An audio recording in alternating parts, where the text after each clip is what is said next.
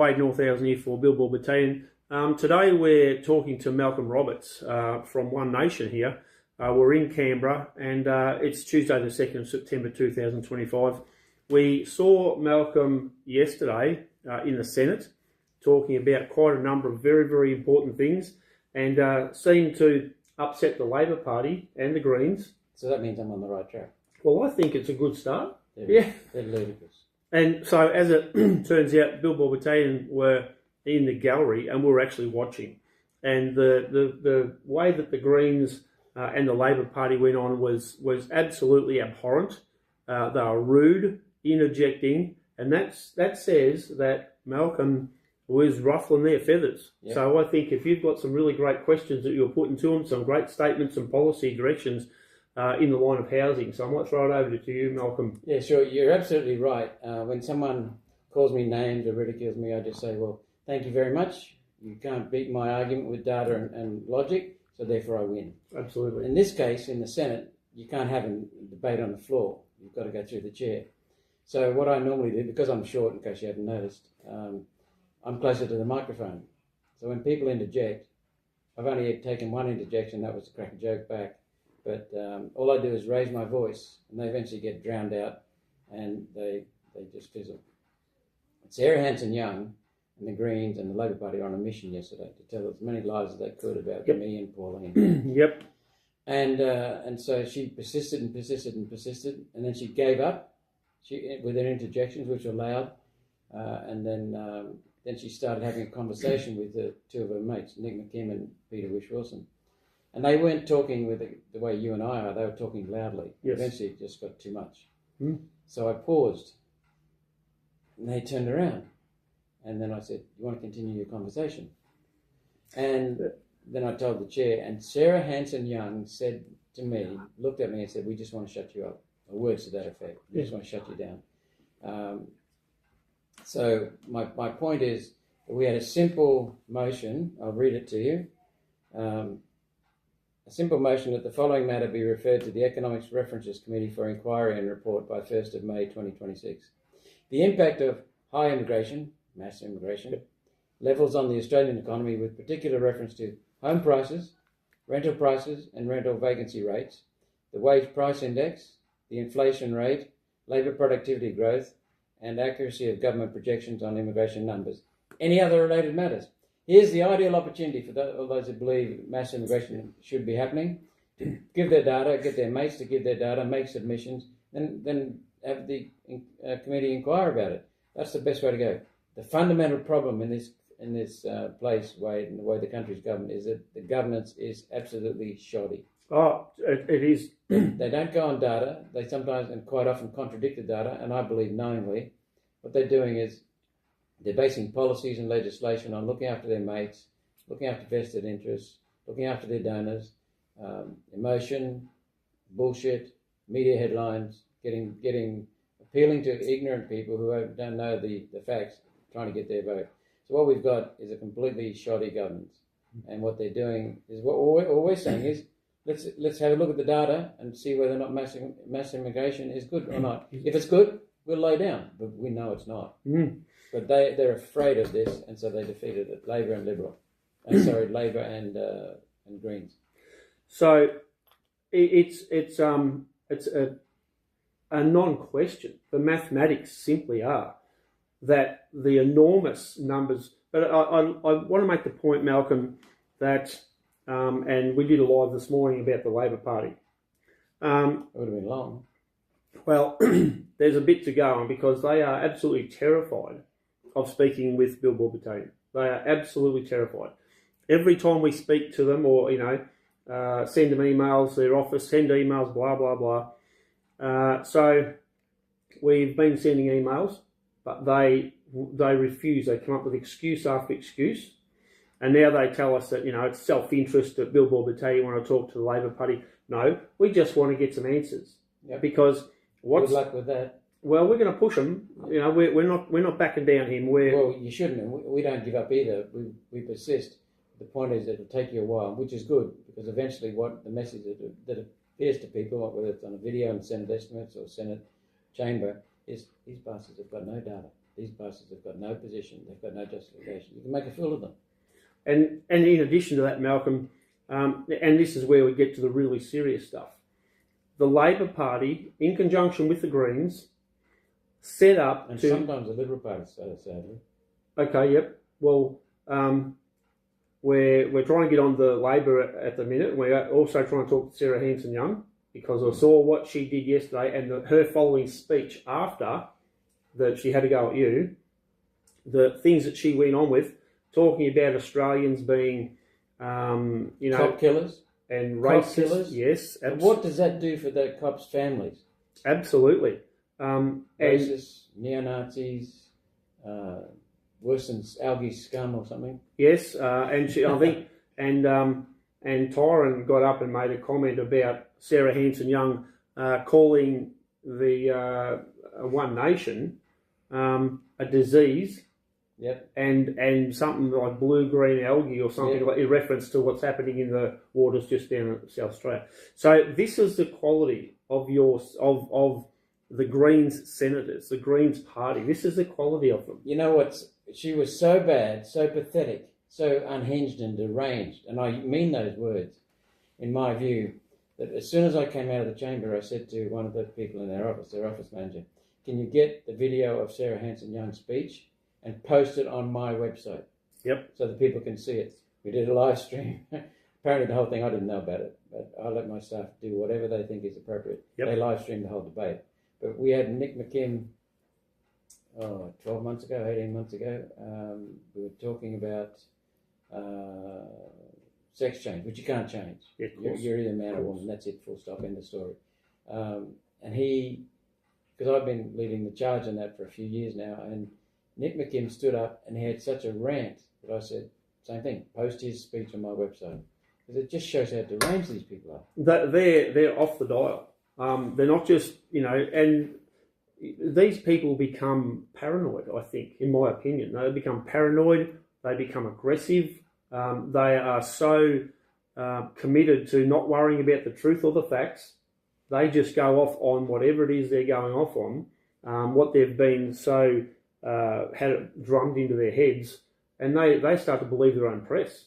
They do, you're absolutely right. The big thing, though, is all of these are forms of control. Yes. Attempts to shut us down. Absolutely. Attempts to intimidate, attempts to distract, attempts to indoctrinate the Australian people into believing that One Nation is racist when we're not. No, of course not. We are one nation, not a black nation, red nation, white nation, yellow nation. We are one nation. And that's what Pauline's been about the whole time, having identical policies for every nationality, every religion, every race, based on need, not on skin colour. What I was getting to is that they're forms of control, and always beneath control. You check it out anywhere. My father told me this about 30 years ago, and I've checked it out since. It never failed. Always beneath control, there is fear. Yeah, they're terrified. They're terrified Yep. of getting the facts out. Wish Wilson moved a Senate inquiry into information integrity and climate and energy policy, and it's basically set up to try and smear us, but we've got the facts on our side. So we'll see what happens. That starts. Oh, if you're interested in that, make a submission. Just go onto the Senate website.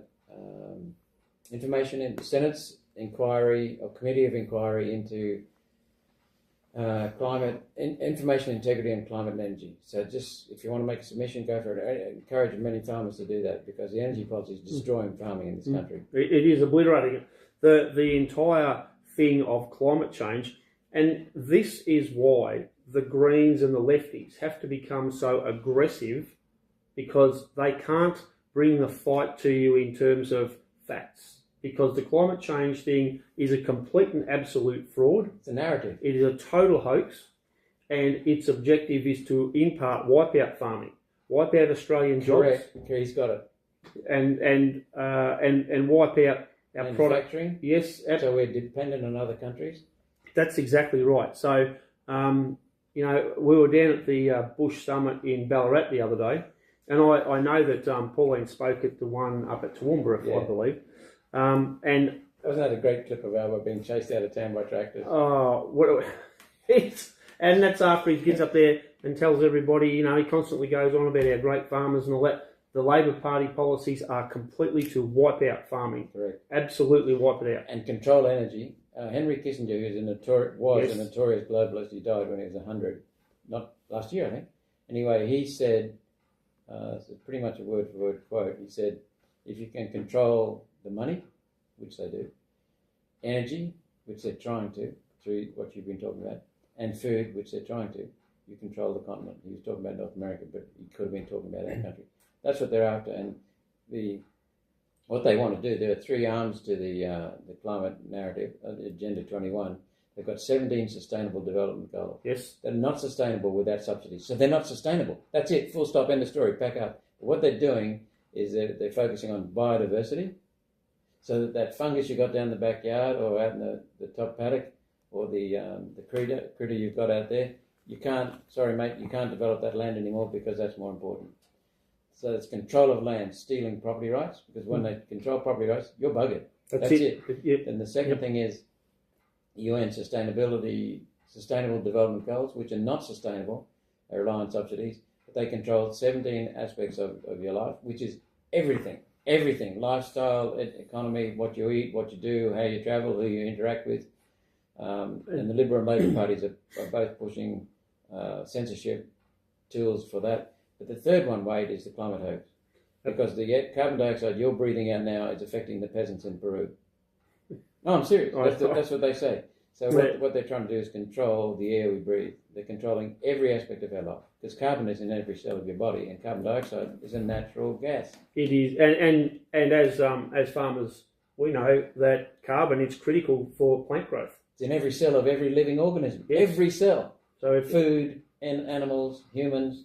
And so at the end of the day, we're in some big trouble. We've got a lot of big trouble here. And this is why we've come to Canberra, because you can do as much protesting as you want, and there's certainly a place for that, outside. But this is where it happens, and this is where you have to affect and impact. And to a large degree, the Australian people, and we're getting some great comments from just average Aussies who watch what we're doing here and say, well, this is what we want to hear, because like the ABC, this is what $1.2 billion a year the ABC get paid. SBS. Yes, to run propaganda for the Labor Party and the Greens and everything that's left. That's all. That's their business. So, I did an interview with the ABC just the other day. We've been hounding them and tracing them to try and get an opportunity to talk to things we want to. You talk to John Adams? No. Have a talk with John Adams. He's got a bombshell. Keep going. Well, so therefore, we're unfortunately, and as you know, Malcolm, I'm a farmer. That's what I want to be doing. Do I want to be running around Canberra and chasing all this stuff around? Hell no. That's not what my life is about. My terrific team here, we've got other things to do. Thanks very much. But sadly, we've got to try and take up the space where the lobby groups and the media are supposed to be doing their jobs. And by the lobby groups, I mean... They become cheer squads. They're not lobby groups and media. They're on the gravy train. They're pushing the narrative, their vehicles. If you take the likes of a lot of the farmer representative lobby groups, they've got their snout in the trough. You take the leadership... Some of them have woken up. But I'd agree with you largely. Yeah, I'd agree with you. One or two of them have come out of the trough. Well, like National Farmers Federation, what a joke. Absolute disgrace here. And I mean... No comment. Yeah, and I'm with that. But I hear that from a lot of farmers. They're disgusted with the NFF. And the other side of it, equally as disastrous and shocking and bad, is the leadership of the trade union movement. They are nothing more than a propaganda unit and a money gathering unit to support the Labor machine, not the members, not the workers. When I graduated as a mining engineer with honours in mining engineering, I decided I better go and learn something. So I worked as a coal-faced miner. I had a lot more muscle on me back then, but I worked for 3 years, different conditions, different mines, different areas, different people, so I could get practical experience.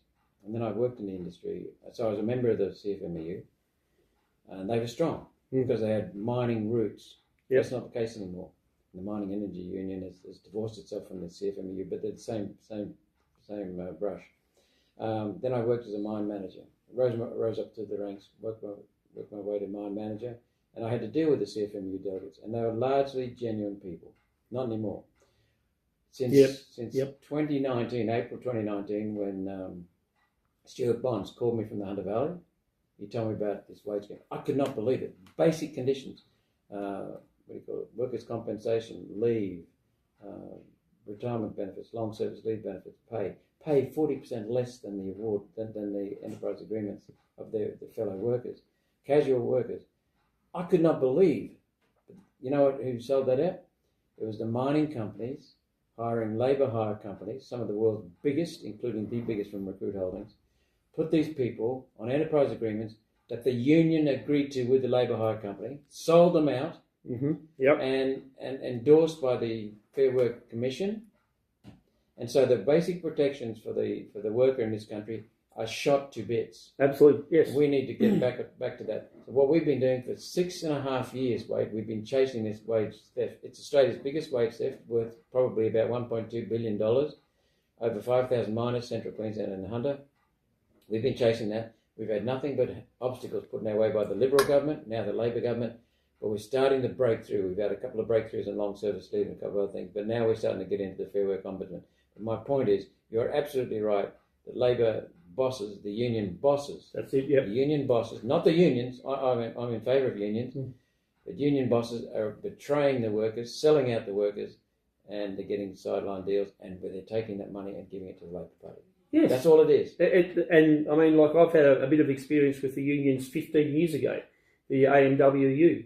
I had union workers. One that was embroiled in controversy about 2015 or something like that.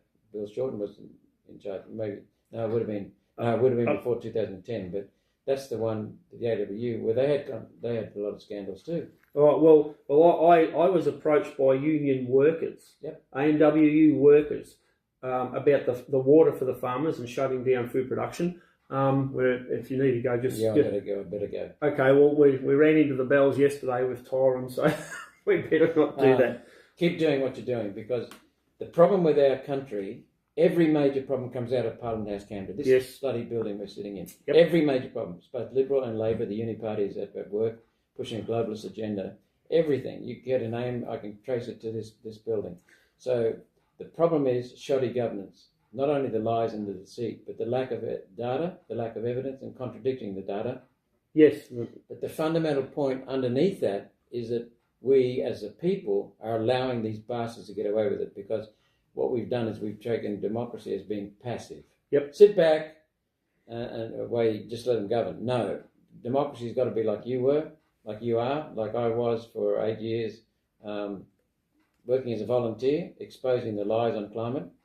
And so what we've got to do is hold these bastards accountable, including me, hold all the politicians accountable, because you don't just hire and elect us, you then hold us accountable. And so what you're doing is absolutely essential to restoring good governance in this country. Well, I think, and thanks for that, Malcolm, I appreciate that. And what, you and Pauline and Tyrone are doing. So the most important thing is that, we take this to the people of Australia. That's what we're doing. And therefore, we can get them to say, hang on, we're listening to Malcolm Roberts, we're listening to Pauline Hanson, we're listening to Tyrone,